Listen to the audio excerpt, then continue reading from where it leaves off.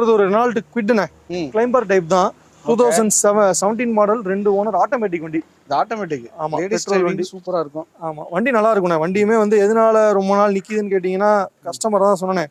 அப்படியே இருக்கிற கண்டிஷன்ல வித்து கொடுங்கன்னு சொன்னாலும் நாங்களும் பெருசா கேர் பண்ணிக்காம போட்டுட்டோம். இந்த பானட் மட்டும் 15 ரூபா தானே, ஒரு 7 ரூபா கொடுங்க, நானே எல்லாம் நீட்டா பண்ணி ரெடி பண்ணி கொடுத்துறேன். இதே 17 உங்களுக்கு வண்டி நல்லா இருந்துச்சுன்னா மார்க்கெட்ல நீங்க 290 3 lakhs வரைக்கும் போயிட்டு இருக்கு.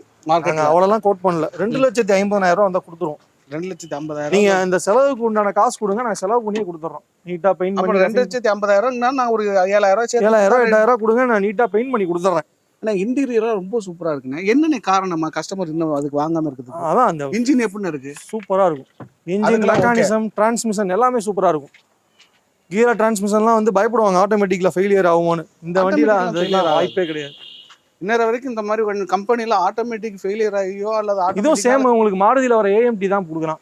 வேற இந்த மாதிரி எக்ஸ்ட்ராவாலாம் எதுவும் கொடுக்கல. சேம் AMT தான், ஆட்டோமேட்டிக் மேனுவல் டிரான்ஸ்மிஷன் தான் கொடுக்குறான். ஓகே, அதனால எந்த பிரச்சனையும் இருக்காது.